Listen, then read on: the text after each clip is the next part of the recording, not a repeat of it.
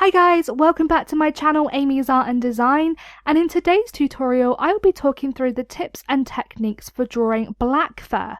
So I am drawing a black cat in coloured pencils, and I will be mainly using the Faber Castell Polychromos pencils and also a few of the Caran D'ache Luminance pencils for this tutorial. And I'm starting off by drawing the eye area because for me personally I like working from either the inner part of the animal or from the left side to the right side, but just do what is best for you. I'm also going to be including some real-time segments in this video, so hopefully as I'm talking throughout this tutorial it will be so much easier to follow along with me rather than having the whole video in time-lapse. So it is always nice to see exactly what I am doing during my drawing process. But anyway, starting with that eye section, I started off by using the black pencil from the Polychromos set to just gently add some fur strands, and this was mainly just marking out the direction of the fur so that I know how that fur sits around the cat's eye. And now what I am doing is building on that, so starting to add in the fur around the eye and down the face. And although the fur is black, I just wanted to point out that I am not just using a black pencil. I am using a lot of other pencils, particularly grey pencils, combined with the black pencil to add some depth to the drawings. So by that I mean adding some lighter areas, contrast and tone. Black fur is not just black, so if you are going to be using a black pencil to draw fur, then it will just look like one solid colour. It will be really flat and unnatural looking, so it's really important to use a variation of colours in your drawings. So I can appreciate that when you first look at an animal, so for example a black cat, it's really difficult to see any other colour than black. But I promise you, if you study that animal really closely, you will see so many different colours and tones in that fur, so it's really important to relay that in your drawings.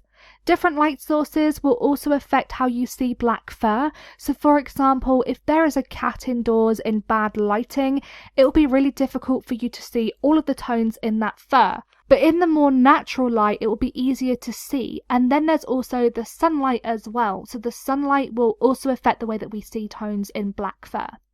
So don't be surprised if you are looking at a reference photo of a black animal and you see blue tones or even magenta, so purple tones in the fur, because of how that sun and that light source is hitting them. You could also see warm tones in the fur, such as brown tones, so say if the cat was sitting in the sunset.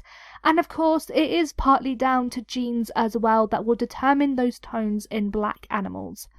So obviously the best thing to do to make sure that you are picking the right colours for drawings is to study that reference photo and pick out all of the colours that you want before you start drawing. So this black cat has a lot of cool grey tones in its fur, and cool grey tones have a lot of blue undertones, making them a more duller, cooler and usually slightly darker in colour than warm grey tones. Warm grey tones have brown and yellow undertones, so they have quite a warm, lighter and softer feel to them. So make sure that you understand the difference between them and are picking the right tones for your drawing. There are some warm grey tones in the cat too, but in specific areas. So again, it's really important to try and get those colours as accurate as possible to your reference photo. Now I want to talk about the ways in which I'm using my pencils, and in particular I really want to talk about the pencil pressure, because for me it is one of the most important parts of drawing black fur, as the amount of pressure you apply to that pencil will determine how saturated your paper becomes. So if you were using a really firm pressure for the whole of this drawing, that black will be so intense that it will be virtually impossible to add any lighter tones or different colours in that fur whatsoever. Whereas if you use a lighter pressure to the paper and a firmer pressure in certain areas, it's going to create contrast and a distinct variation in lighter and darker areas, which will of course add more depth to the drawing.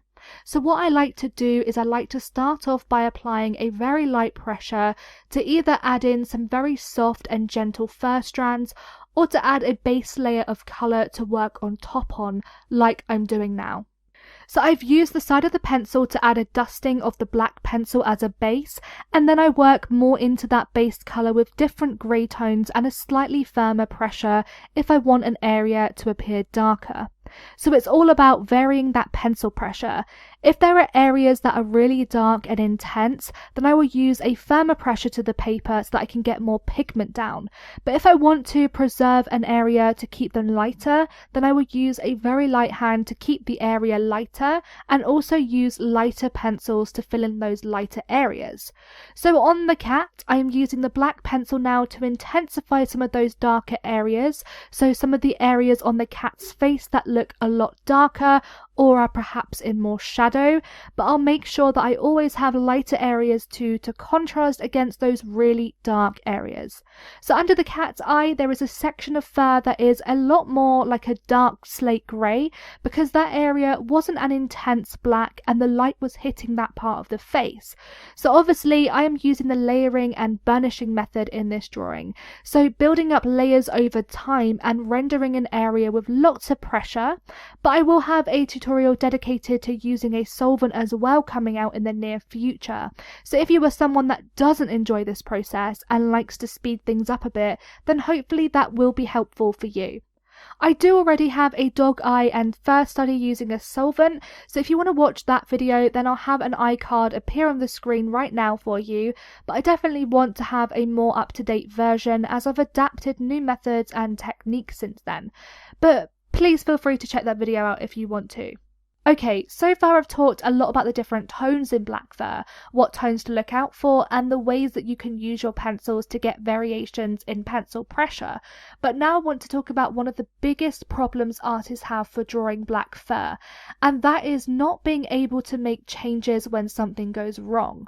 So I think the thing that really puts a lot of artists off of drawing black fur is the fact that if they make a mistake, because they've gone in using a black pencil which is so bold and intense, it's going to be impossible to rectify a drawing if you've done something wrong. So for example, say you added too much black down to an area that should have been a lot lighter, how do you then lighten up that area once you've applied that black pencil down? So in that case, I would say if you really aren't sure of how much black pencil to add down to your paper, then just start off very, very lightly and gradually add more black pencil down until you find or feel that you've got to a stage where it's the right amount. Because if you go in with a really hard pressure straight away, trying to soften that colour down won't be easy. With black fur, it is really tricky to get in those light areas because you are dealing with such an intense and permanent colour. But if you are careful and you work in stages, then you should find that you get the right balance between the light and dark areas that you need. If you feel that you've gone in too dark with a black pencil, then a good way to lighten up that area is by using some lighter colours, so say a couple of grey pencils, and just using the side of the pencil lightly shade over a new layer of grey tones over the top of the black just to lighten that up a little bit.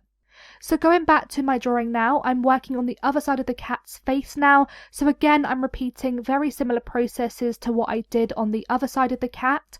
So first of all, I'm using the black Polychromos pencil and gently marking out fur clumps, sections, and the direction the fur is going in. Then I am stroking that pencil using the tip of the pencil to intensify certain areas, and to intensify those areas I'm just adding more layers of the black pencil down. I'm also leaving some areas of the fur with virtually no black pencil in, so those areas are for my grey tones to lighten up that fur, so for example above the cat's eye that I'm working on now. I have the corner above the eye which is quite an intense saturation of black, and the outer part of the eye which is quite dark too, but then I do have a lighter section of fur in the centre, so it adds tone and depth to the drawing. So we are just about finished with this tutorial now, but just to recap, if you're wanting to draw realistic black fur, then it's really important to study your reference photo to determine exactly what tones you see in the fur. You will often see cool and warm grey tones in the fur, so cool grey tones have blue undertones in them and warm grey tones have brown and yellow undertones in them. You could also see hints of blue or magenta in black fur, and different light sources will affect the way that black fur appears. Pencil pressure is so important. It is best to start with a lighter pressure and build on layers gradually. But if you want areas to be more saturated, then use a firmer pencil pressure to darken those areas up. But anyway guys, that just about finishes off this tutorial, and as always I hope you enjoyed this one. Thank you so much for watching today's video. If you enjoyed this video then don't forget to subscribe to my channel and hit that notification bell so that you never miss an update from me. I upload art related videos 3 times a week, and I have a list of all of the materials, products and equipment that I use in the description box down below. But anyway, I look forward to seeing you all soon. Bye everyone!